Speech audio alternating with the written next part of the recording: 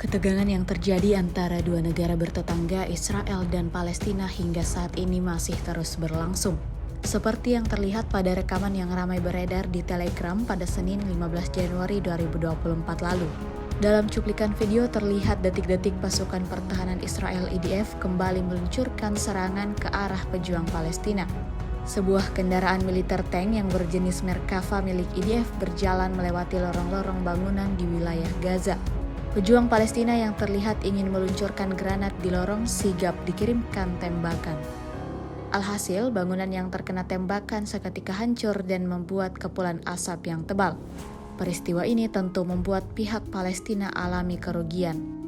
Namun, hingga saat ini belum ada konfirmasi dari Palestina tentang berapa korban akibat dari serangan yang terjadi ini.